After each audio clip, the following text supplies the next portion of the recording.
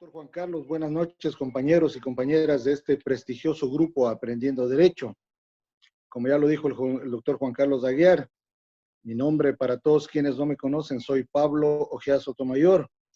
Soy de origen lojano y trabajo en la ciudad de Quevedo, provincia de Los Ríos, en mi calidad de juez de la Unidad Judicial de lo Civil y Mercantil del Cantón Quevedo. Con este preámbulo, habíamos conversado en una anterior conferencia o ponencia respecto a lo que tiene que ver con la prueba y las excepciones en el Código Orgánico General de Procesos. Y me gustaría hacer esta ponencia desde el punto de vista un poco más didáctico y práctico para poder determinar cuáles son los nudos críticos que se vienen evidenciando dentro de lo que tiene que ver la prueba en sí y lo que fue la prueba en el Código de Procedimiento Civil y lo que ahora es la prueba en el Código Orgánico General de Procesos. Y para ello lo hago desde la siguiente sinopsis.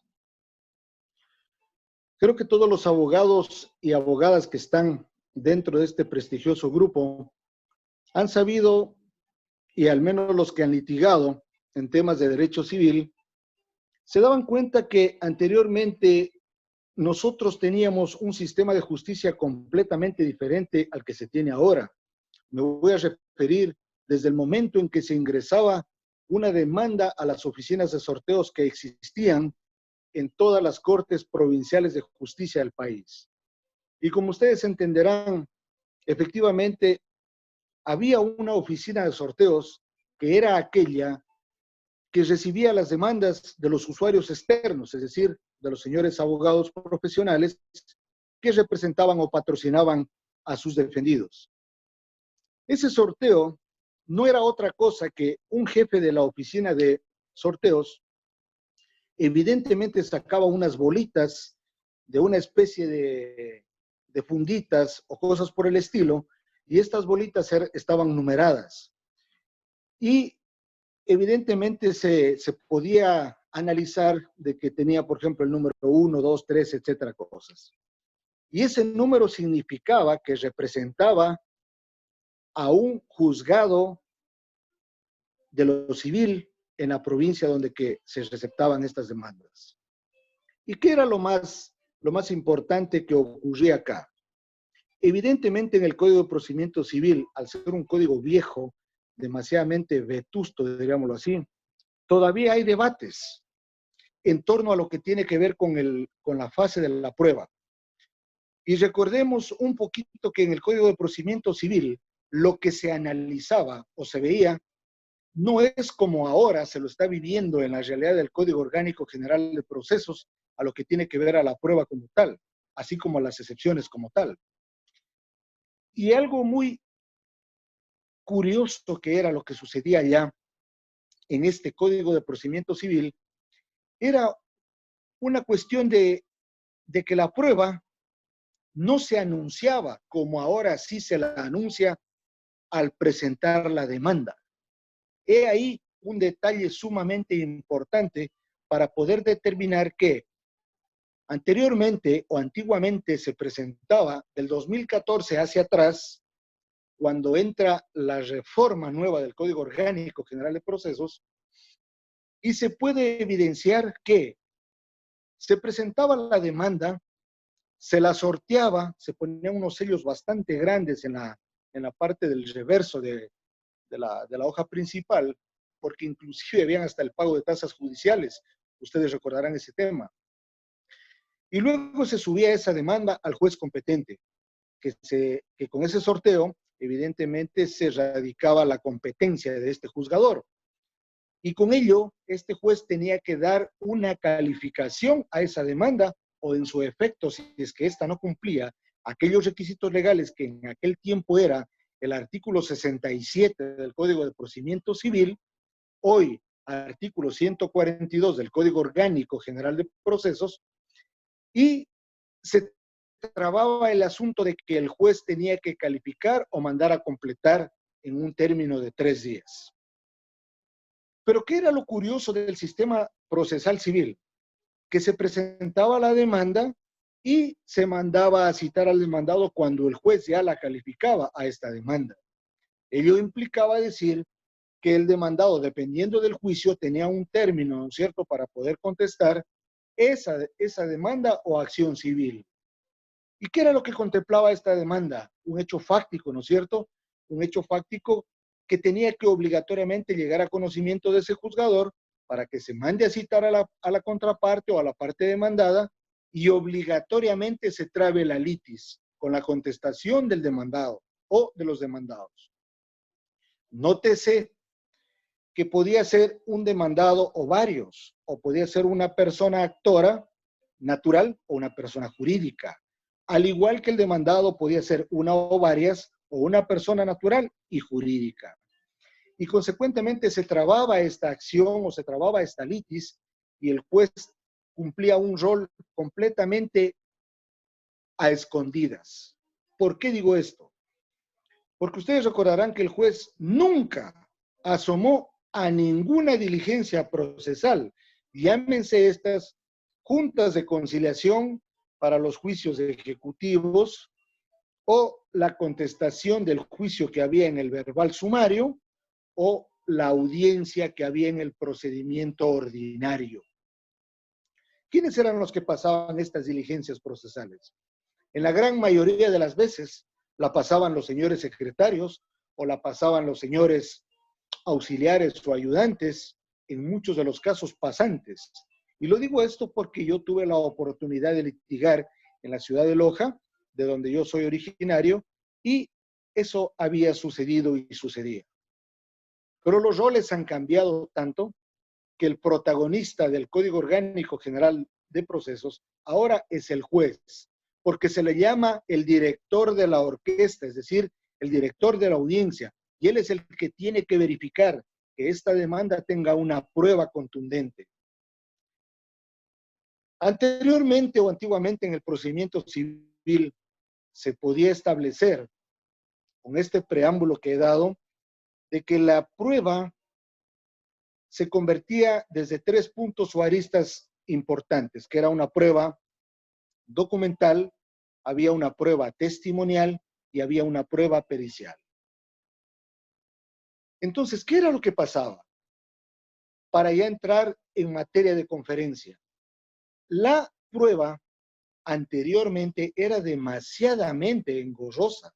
Es decir, que muchos profesionales en los juicios, se me ocurre poner como ejemplo, en un juicio ejecutivo, que la causa a prueba se abría por un término de 6 días, presentaban la prueba al día número 5 o 6, faltando, qué sé yo, 10 a 20 minutos para que termine la jornada laboral del 6º día. Y presentaban un sinnúmero de testigos y presentaban un sinnúmero de pruebas que tenían que evacuarse y consecuentemente pruebas tan engorrosas que en muchos de los casos se tornaban infructuosas. ¿Por qué digo esto? Porque evidentemente la prueba no tenía una razón lógica de ser y esa prueba se trastornaba en una prueba demasiadamente compleja que a lo mejor para demostrar que había un título ejecutivo, sea este, una letra de cambio, un cheque o un pagaré a la orden, etcétera, cosas dentro del cuadro de los títulos ejecutivos, la prueba era tan, pero tan engorrosa que había una particularidad que alguna vez algún maestro de Derecho Civil me dijo, o nos decía a los estudiantes en la Universidad Técnica Particular de Loja, donde yo estudié, decía, ¿cómo puede ser posible de que usted, cuando sea abogado, pueda impugnar una prueba que todavía no la conoce de la contraparte? Porque era lo lógico, era una plantilla que había. Señor juez, reprodúzcase la letra de cambio, reprodúzcase toda la prueba de la parte actora, reprodúzcase toda la prueba documental que se ha presentado, reproduzcase esto y lo otro. E impugno toda la prueba que presente o que llegare a presentar la parte demandada. Impugno a todos los testigos que puedan presentar o llegare a presentar la parte demandada. Es decir, si ustedes analizan lo que les estoy manifestando, esa era la realidad de esa prueba.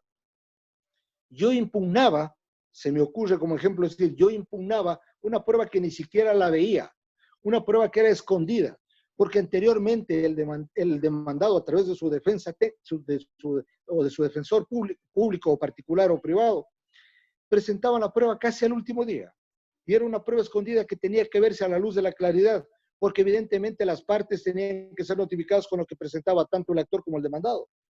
Y eso originaba a que este tipo de pruebas se mancillen en la utilización de un sinnúmero de artimañas que anteriormente se permitían por el modelo propio de administración de justicia que se tenía. Ahora, ustedes pueden darse cuenta que no, que la prueba es la que se anuncia directamente en el escrito de la demanda. Y esta prueba tiene que tener un objeto de contradicción ante la otra parte, inclusive para que tenga chance a que pueda presentar prueba nueva. Lo vamos a ir analizando poco a poco. Para ir terminando el tema del procedimiento civil. Lo tedioso era que habían juicios ordinarios. Dígase usted un ejemplo, el juicio de prescripción extraordinaria adquisitiva de dominio, que era un juicio que tenía un término de prueba de 10 días. Y para probar la prescripción extraordinaria adquisitiva de dominio, se presentaba un listado de testigos, dígase usted, 5 testigos, para probar con esos testigos de que el actor de ese juicio ordinario se encontraba en posesión pacífica, tranquila, ininterrumpida de un bien inmueble que no le pertenecía, porque recordemos que la prescripción es el ánimo de apoderarse de bienes ajenos, que tienen que estar en el comercio humano, que tienen que cumplir cierto tipo de solemnidades, como por ejemplo el tiempo que establece el artículo 715 y siguientes del Código Civil, permanecer más de 15 años, como lo dije, en forma libre, pacífica, tranquila e ininterrumpida, público, notorio, pero no a escondidas ni de forma clandestina. Y esa prescripción tenía que ser probada de tal manera. A más de ello, la prueba en ese tipo de juicios, como digo, se presentaba una lista de 5 testigos. Y en el escrito de prueba, recuerdo tan claramente que se podía presentar o se presentaba siempre por lo menos unas 20 preguntas para cada testigo. Y cuando el demandado daba contestación a la demanda y ya veía que había esa prueba, cuando se abría la etapa de prueba, ¿no es cierto? Por estos 10 días de término, el demandado también se pegaba su tremendo escrito de prueba y a esos 5 testigos del actor le mandaba sus 40 repreguntas más. Pobres señores secretarios que tenían que evacuar la prueba del actor y evacuar la prueba del demandado.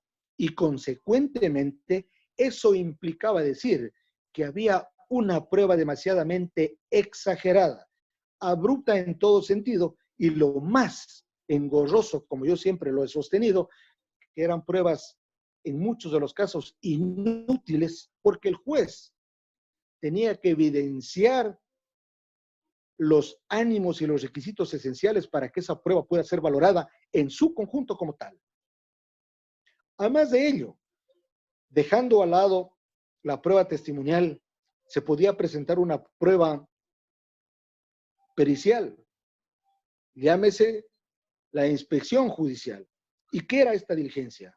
De que el juez, por fin, en el proceso asomaba, porque el juez en todo el proceso ha sido un ente escondido, invisible.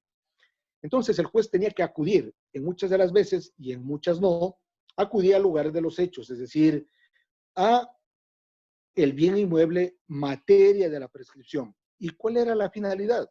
De que efectivamente iba a verificar que esa persona actora que estaba presentando su acción de demanda, evidentemente se encontraba habitando en ese bien, es decir, se encontraba en esa posesión, para poder ver si es que finalmente, una vez que se evacúe toda la prueba, que el juez a través de una sentencia le pueda conferir ese mandamiento jurídico de la prescripción en ese tipo de figura. ¿Qué era la prueba pericial? o la inspección judicial, que antiguamente así se la conocía y ahora igual, pero que antes tenía ese tipo de connotaciones, y que evidentemente el juez tenía que acudir a ese lugar, es decir, para poder determinar que ahí había una persona habitando en ese bien. Y esto ocurría permanentemente.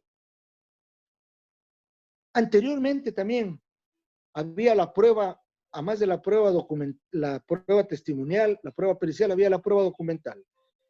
Y para la prueba documental, en esos casos, se adjuntaba el certificado del registro de la propiedad que acreditaba de que ese bien le pertenecía a Juan Pérez, pero quien estaba en posesión era Pedro Palotes.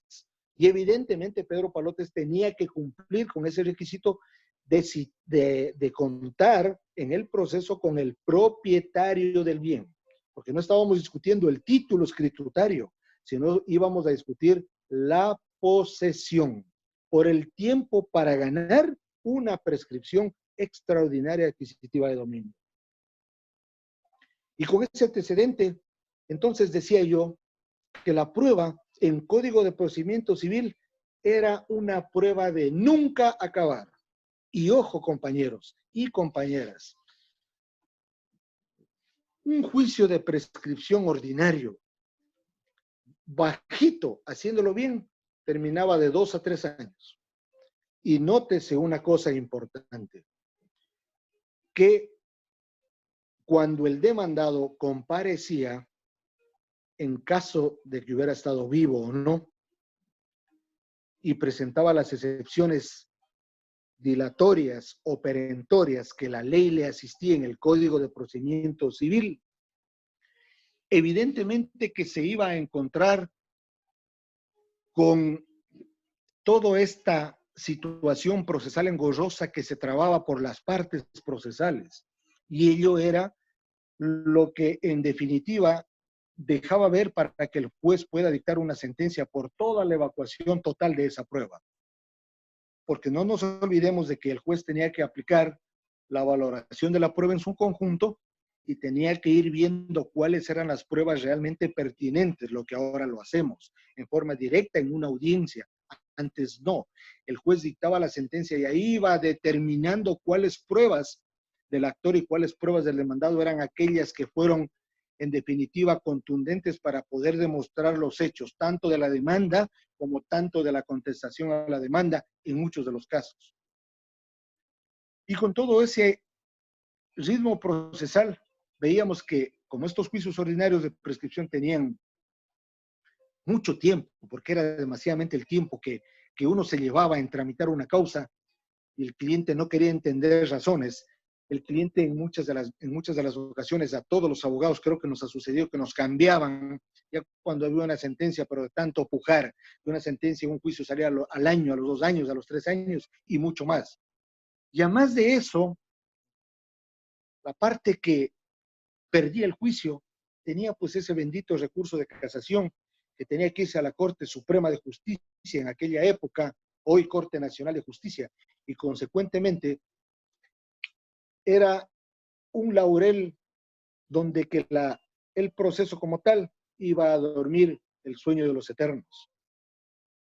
Y si no había la parte principal que era dinero para movilización, o sea, del abogado, o sea, de la misma parte interesada, para que vaya a menear, agilitar, que se sortee el proceso en la Corte Suprema, etcétera, cosas, para que pase el recurso a la admisibilidad.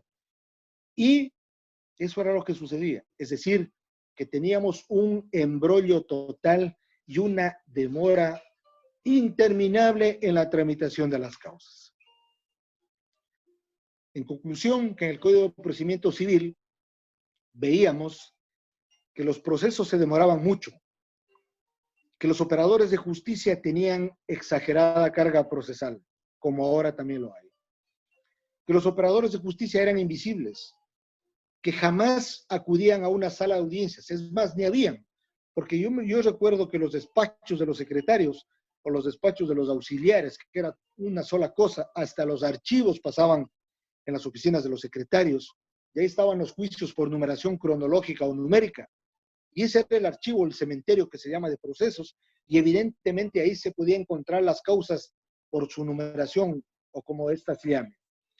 Y ahí era donde efectivamente pues el secretario tenía que hacer de todo, de todo y de todo, y evacuar todo lo que tenía que hacer en los diferentes procesos. Yo me acuerdo tan claramente que los juicios ejecutivos tenían una duración de 2 a 3 años. No se diga un juicio ordinario en este tipo de materia.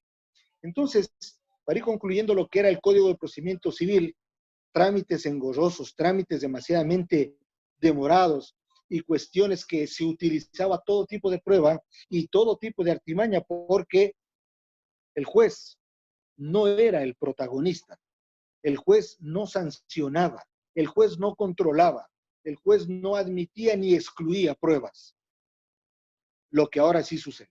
Entonces, eso llevó, a lo mejor pienso yo, llevó a que se hagan los estudios necesarios para que exista la reforma del Código Orgánico General de Procesos y que derogue de una forma total a este Código de Procedimiento Civil, un código viejo, que a discusión de compañeros jueces y de compañeros abogados, se dicen en muchas de las conversaciones que han habido de que el Código de Procedimiento Civil ha sido un código demasiadamente garantista de derechos y que ha tenido normas muy claras y que evidentemente resultaría ser mucho mejor que el Código Orgánico General de Procesos. Yo en cambio discrepo y digo que no, porque la transformación que se ha dado de lo que era el procedimiento civil a lo que es el sistema oral, sí se nota un evidente vuelco total en lo que tiene que ver a la presentación de demanda, a la calificación de la misma, a la agilidad, al respeto. Evidentemente, digo por mí, porque yo sí cumplo a rajatabla lo que dice el Código Orgánico General de Procesos y gracias a Dios no he tenido ningún problema en 6 años que llevo en la ciudad de Quevedo, donde que se ejerce duramente el litigio y consecuentemente no he tenido ningún tipo de problema en lo que tiene que ver al despacho, a la carga procesal, porque el que quiere trabajar, trabaja aquí en la China o en la Conchinchina y lo hace tan bien que no tiene ningún problema ni tiene pretextos para decir que no hay tiempo para resolver. Sí hay tiempo y a la carga procesal hay que ordenarla y saberla trabajar. Ese es mi concepto de este asunto, lo que tiene que ver a la carga procesal. Y bien, ahora venimos, a partir de mayo del 2015, venimos ya a entrar a formar parte de un sistema oral denominado Código Orgánico General de Procesos. Y como ustedes sabrán, y los que han leído y los que son civilistas, se pueden dar cuenta que efectivamente este sistema tiene muchos cambios que no habían a lo mejor en el derogado Código de Procedimiento Civil. Primero que el juez es un protagonista de la audiencia, es el jefe de la audiencia, es el que dirige la audiencia y este juez es el que sanciona la mala práctica de la prueba, las mañas, las artimañas, es decir, todo ese tipo de artificios que ya quedaron atrás en el pasado y que ahora los abogados profesionales tienen que ser defensores técnicos. Ya no pueden ser simples abogados, sino defensores técnicos. Para mí, el ser defensor técnico significa de que tiene que ser un profesional a carta cabal, que tiene que ser un hombre preparado, que tiene que ser un hombre estudioso, que tiene que ser un hombre realista, que tiene que proponer una demanda y tiene que presentar una prueba contundente. Es decir, el abogado ahora tiene otro rol diferentísimo al que tenía en el Código de Procedimiento Civil y por lo tanto es hora de hacer entender de que el abogado se convierte en una persona demasiadamente estudiosa para que pueda ser parte de un litigio. Es decir, el abogado tiene que pensarlo 1000 veces antes de iniciar un proceso porque tiene que tener la prueba. Y cuando hablo de la prueba me refiero a la prueba documental, a la prueba pericial y a la prueba testimonial. Y el objetivo de la prueba, como lo dice el artículo 158 del Código Orgánico General de Procesos, es llevar al convencimiento al juez, al juzgador, de los hechos fácticos que están emplasmados en una demanda. Es decir, que ahora la demanda va acompañada de toda la prueba, sea esta documental, pericial o testimonial. Y esta demanda tiene que cumplir unos requisitos muy básicos o elementales, los mismos que se hallan detallados en el artículo 142 del Código Orgánico General de Procesos. Y los medios de prueba, indiscutiblemente, que tienen que ser ahora anexados a la demanda. El rol del juez: llega la demanda por sorteo, tiene 5 días para calificarla. Si está completa y cumple estos requisitos del artículo 142, ordena que se cumpla con la diligencia de citación. Ahí un tremendo problema, porque las oficinas de citación no se dan abasto para citar. Yo puedo decir que si a mí me llega hoy día en la mañana una demanda, cualquier procedimiento, yo la califico en 1 hora y regresa a mi despacho citada en 3 meses. Ahí hay un nudo problema. Y hay abogados que ponen como 100,000 escritos: señor juez, cíteme el juicio, señor juez, cíteme el juicio. El juez no es citador. El juez cumple con calificar la demanda en su término y desvía su atención a la oficina de citaciones. ¿Para qué? Para que esa oficina funcione y trabajen y citen y suban las actas inmediatas a los sistemas, para que pueda el demandado tener oportunidad de contestar esa demanda. Entonces, la prueba ahora es tan contundente, tiene que ser una prueba útil, tiene que ser una prueba pertinente, tiene que ser una prueba conducente, es decir, que tenga una relación directa con los hechos fácticos que yo voy a lograr demostrar con mi pretensión o acto de proposición, llamado esto una demanda. Nótese ahora, compañeros y compañeras, que ahora el juez tiene esa facultad para poder dirigir, como yo les decía en un inicio, para poder dirigir la audiencia. ¿Y quién es el que dirige la audiencia? El juez. Es decir, el juez es el que baja a un estrado, lo que anteriormente no se lo veía ni se lo conocía. Y yo decía que era un juez invisible.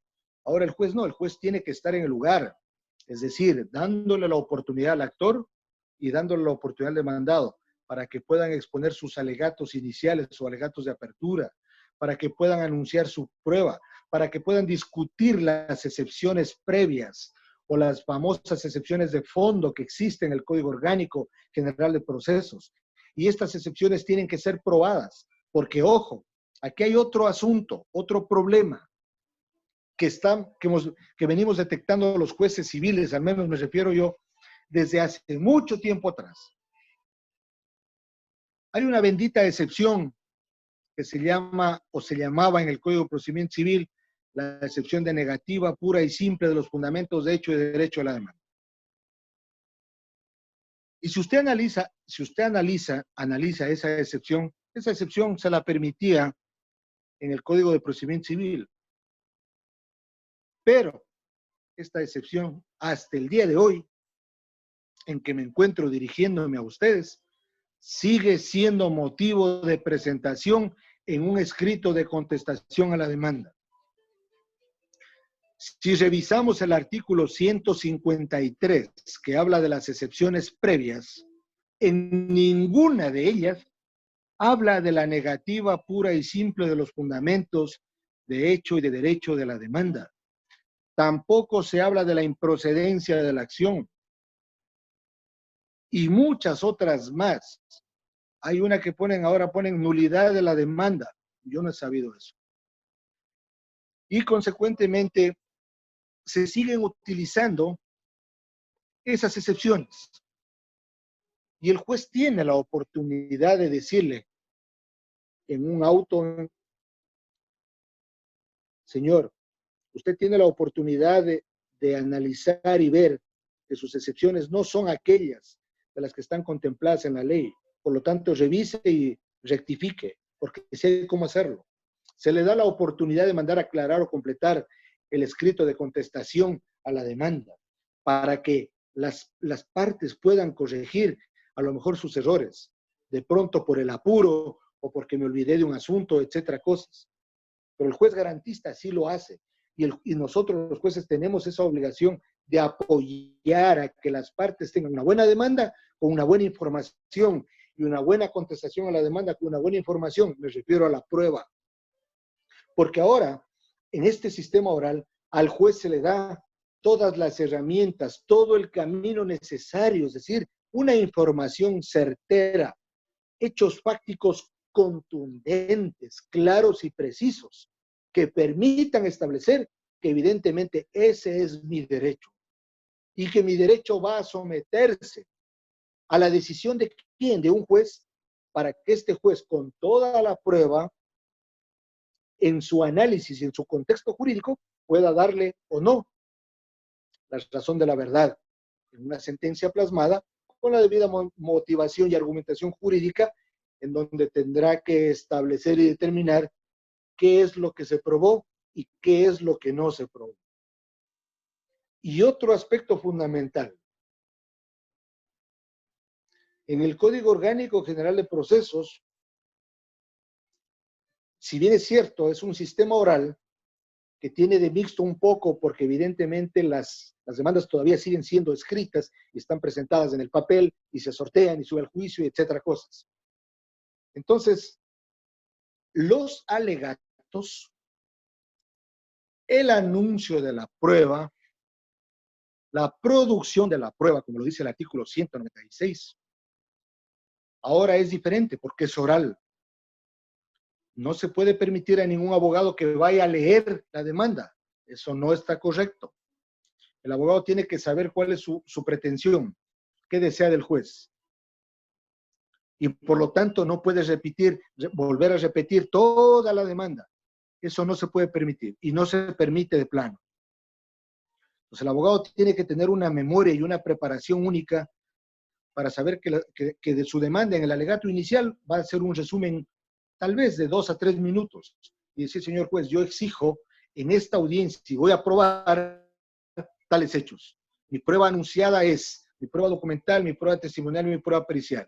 Sobre mi prueba documental anuncio los siguientes documentos que se leerán, se exhibirán públicamente en su parte pertinente, esto más esto más esto.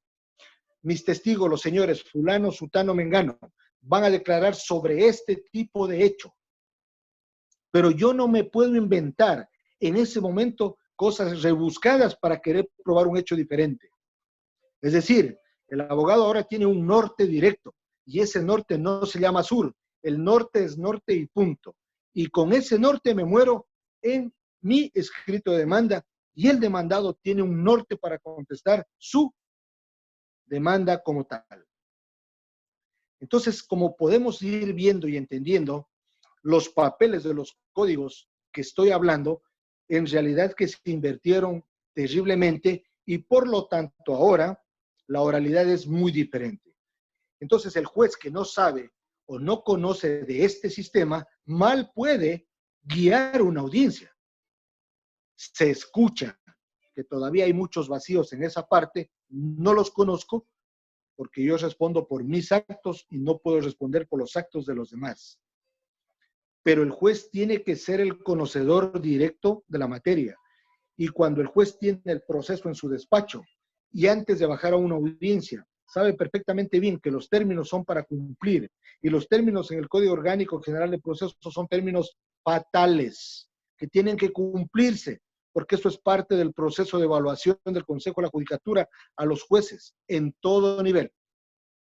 Y ello implica decir que nosotros tenemos que cuidar que la prueba sea una verdad fáctica, que sea una verdad directa, una verdad de prueba, y que la prueba no puede ser utilizada por deslealtad procesal. Eso ya es objeto de que el juez pueda dictaminar una sanción directa al abogado al pretender querer distraer la administración de justicia con pruebas o artimañas que no tienen nada que ver, porque ahora ya no hay cómo dilatar. Antes se dilataba los procesos a diestra y siniestra. Ahora los procesos no se pueden dilatar. ¿Por qué? Porque yo contesté, fin, salvo que tenga opción a la prueba nueva. Como dice el artículo 159, la prueba nueva. o una prueba que evidentemente no la tuve para la audiencia, pero que sí la anuncié y que la puedo obtener, o que una de las partes la puede tener y exijo al juzgador de que me la exhiba esa prueba, porque es realmente contundente para probar un hecho en este proceso. Los testigos, a mi modo de ver, como prueba testimonial, son aquellas personas que tienen un conocimiento, tienen un hecho que tiene que ser demasiadamente bueno para pretender entender que un juez tenga que darle la credibilidad a un testimonio de esa naturaleza. Hemos visto muchos casos, como por ejemplo, en alguna audiencia se veía en un juicio de prescripción que la parte actora le decía al testigo, ¿verdad que usted sabe y le consta? Esas preguntas ya no existen, porque ya le está dando toda la respuesta, él está dando todas las soluciones al verdad que usted sabe y le consta. Preguntas capciosas, sugestivas que ya no valen. Y el juez tiene que controlar, tiene la capacidad de poder controlar todas aquellas preguntas que inducen al error o al cometimiento de un delito de perjurio a este testigo. El testigo es una persona, como lo dije, es una persona idónea que tiene que saber acreditar los hechos, porque el juez lo puede hacer caer al pedirle una aclaración. El juez no puede interrogar, pero sí puede pedir aclaraciones cuando las respuestas sean completamente obscuras o no sean entendibles.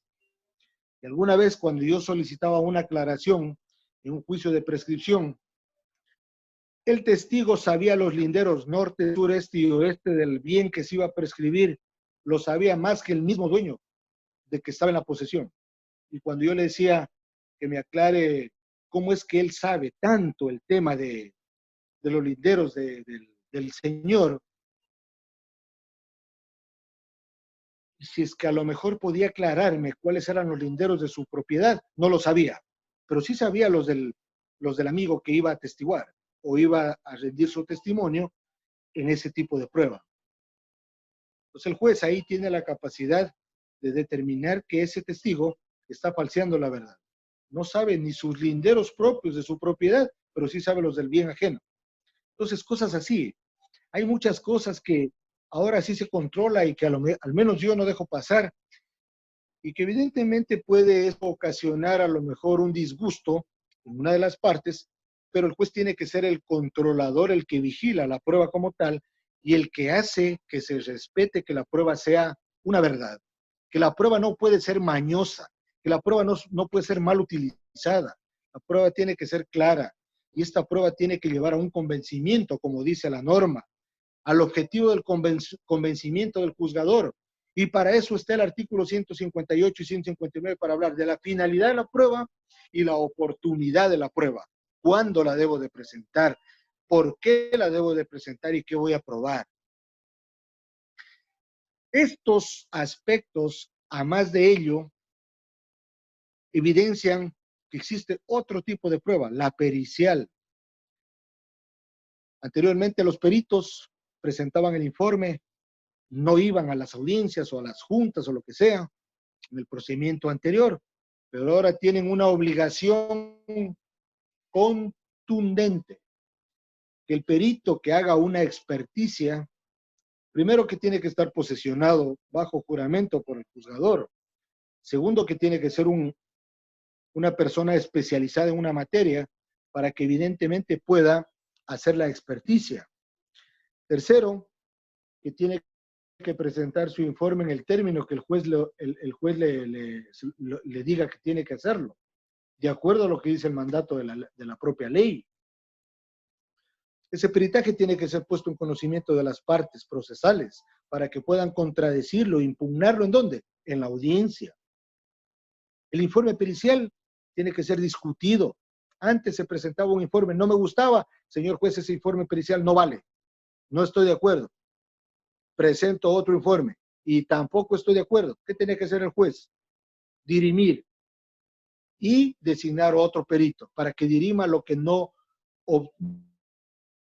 se obtuvo del un perito del otro perito. Ahora no. Un perito de peritos y este perito tiene que hacer la prueba pericial. Y este perito tiene la obligación de comparecer a la audiencia. ¿A qué? A sustentar jurídicamente o técnicamente su informe pericial. ¿Cómo él llegó a tener conocimiento de esos hechos en ese informe? ¿Por qué sus conclusiones? ¿Por qué sus recomendaciones? Técnicamente, ¿quién es el perito? El perito tiene que ser acreditado por las partes procesales. El perito no puede quedarse suelto, no puede quedarse solo. Al igual que los testigos. Cuando los testigos rinden una prueba testimonial, los testigos, el juez primero tiene que decirle al testigo, señor testigo, usted se encuentra asistido por un abogado o el abogado que se encuentra aquí que lo trajo a usted a esta audiencia, lo va a asistir. Porque si ustedes analizan el artículo 170 del COGEB, claramente dice que ese testigo al no estar asistido, eso que dijo o va a decir es nulo y eso anula toda la prueba testimonial. Entonces, el juez tiene que ir cuidando cada una de las pautas, cada una de las etapas, cada una de las pruebas que tiene que ir dilucidando para que éstas no se empañen y no se dañen en el proceso. Y lo más importante de esto es que ahora en el sistema oral hay que hacer una cosa bien importante, como yo siempre lo he sostenido. ¿Cómo vamos a evacuar la prueba? A toda la prueba me refiero. El artículo 196 del Código Orgánico General de Procesos establece lo siguiente, y sí quiero leer poquito a poquito para que esto quede un poco más claro para los compañeros que ejercen la profesión y que no caigan en errores y que más bien queden súper bien al momento de evacuar la prueba.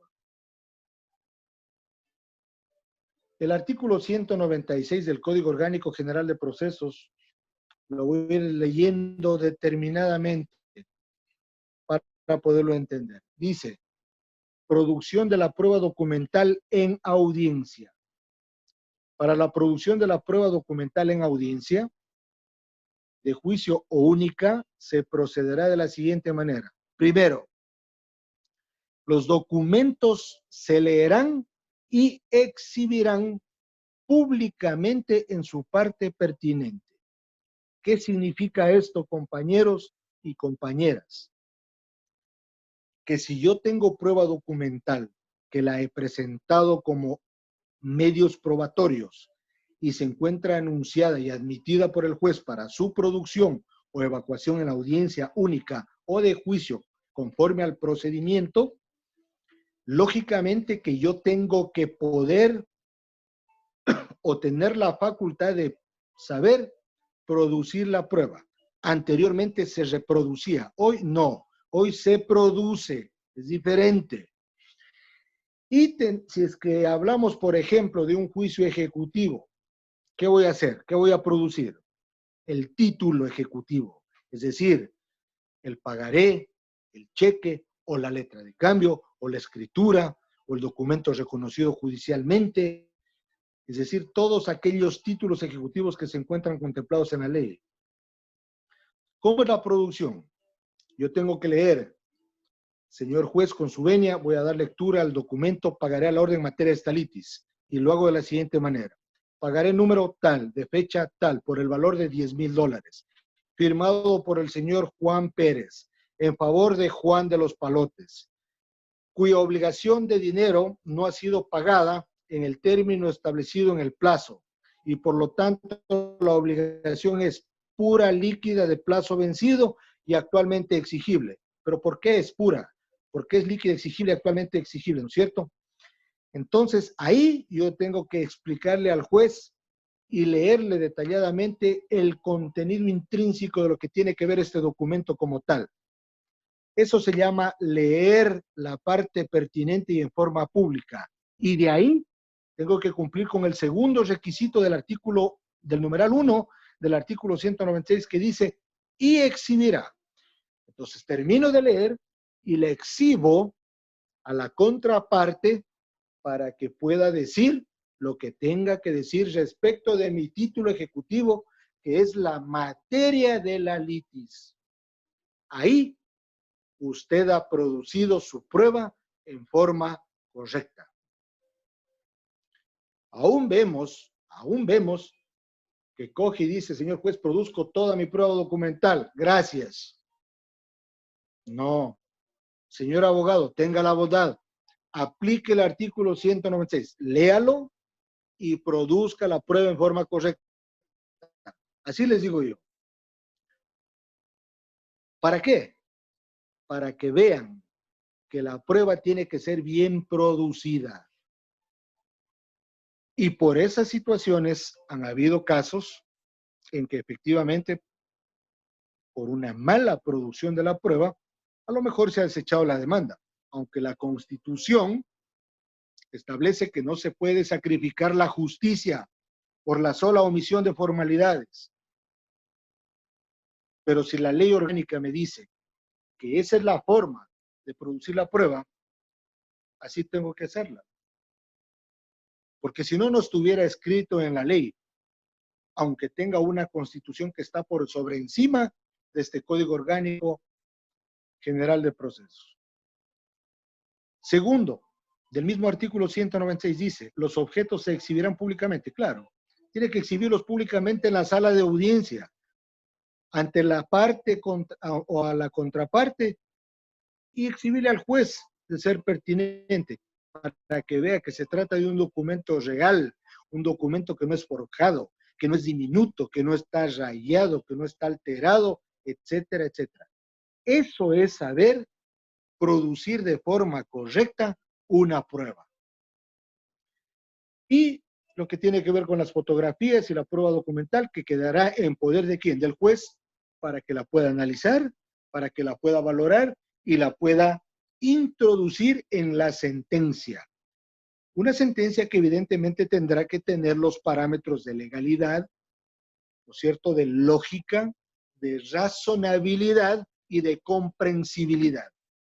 Es decir, el juez tiene que utilizar argumentos jurídicos entendibles para que las partes, actor y demandado, puedan entender qué es lo que dijo el juez respecto de lo que pasó en la audiencia.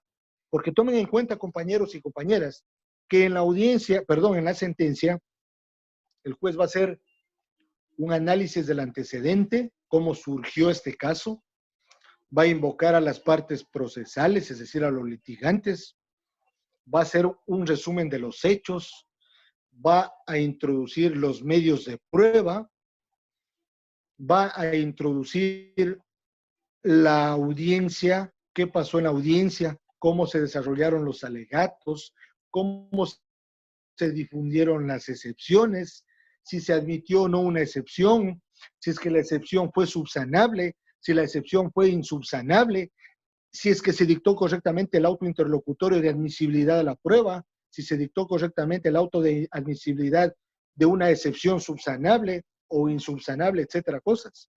¿Qué ocasionó la aceptación de la excepción o qué ocasionó el rechazo de la excepción? Si es que hubo un medio impugnatorio, es decir, un recurso de apelación.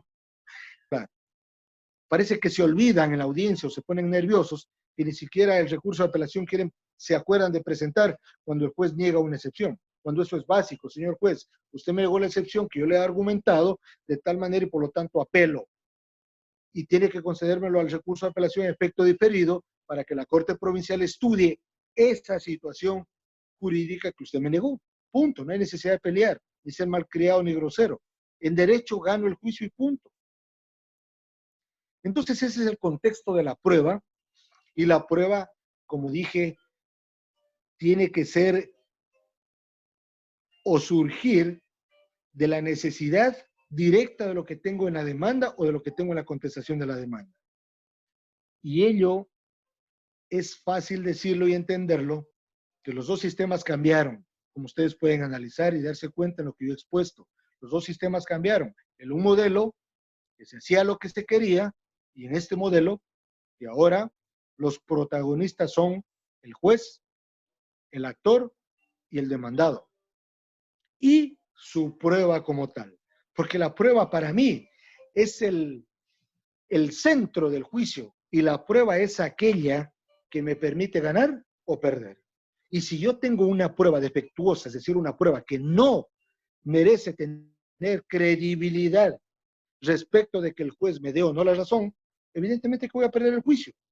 Entonces, compañeros abogados y abogadas, mi sugerencia es de que hay que estar muy atentos, muy pilas, muy estudiosos, porque de esto depende de que usted lleve una información veraz y de calidad al juez, presentando, si es que es actor, una demanda excelente, con términos propios, con términos de convencimiento y con términos que realmente den luz a la verdad de lo que yo quiero demostrar. Y una prueba que tiene que ser el centro, es decir, el corazón, llamémoslo así, como el ser humano, que tiene un corazón y que permite latir y que nos permite vivir, porque está bombeando sangre. Esa es la prueba del ser humano, el corazón. En el juicio, el corazón es la prueba. Y esa prueba es la que va a ser estudiada por el juez y evidentemente va usted a tener un resultado final. ¿Cuál es? La sentencia. Algo para ir terminando. Es los tiempos, como lo dije. Anteriormente los juicios eran tan largos, ahora creo que son mucho más rápidos. Porque un juicio ordinario se lo cita, tiene 30 días el demandado para contestar. Si propone una reconvención, 30 días más. Se convoca en 20 días la audiencia preliminar y en 30 días la audiencia de juicio. Han pasado como 110 días. Anteriormente, para la Junta, para la audiencia de conciliación en el procedimiento ordinario, en el procedimiento civil, solo la audiencia la convocaban en 3, 4 meses, si no era más tiempo. O miento, así era. Ahora es diferente. Sí hay mucha más celeridad, sí hay mucho más movimiento procesal, hay una preparación buena de los juzgadores, hay mucha capacitación, como por ejemplo este grupo. Excelentes ponencias, excelentes conversatorios. Yo leo, analizo criterios, buenas resoluciones que emiten, buenos documentos, buenas revistas, buenos temas jurídicos de debate. Y bueno, y hay mucho más por debatir. Aquí estamos para aprender, para socializar, sociabilizar, perdón, y más que todo para poder entender que el derecho no termina hoy, ni mañana, ni nunca. El derecho se hizo para estudiar. Y el abogado que no lee, el abogado que no estudia, el juez que no lee y que no estudia, no debe ser juez. Y por ende estamos obligados, compañeros, todos del grupo y todos los que nos puedan escuchar, a estudiar durísimo para poder ser buenos protagonistas y ser perseguidos ¿por quién? Por nuestros clientes, en el sentido de que nos persiguen, pero para contratarnos, no para dañarnos, para contratarnos, porque dice ese abogado o ese doctor en jurisprudencia es excelente y lo recomiendo porque hace unas defensas de calidad. Y bueno, habrán otros temas, si es que algún rato se me da la oportunidad, hay todavía mucho por conversar. He preparado más o menos 50 minutos para no cansarlos a ustedes, compañeros. Y bueno,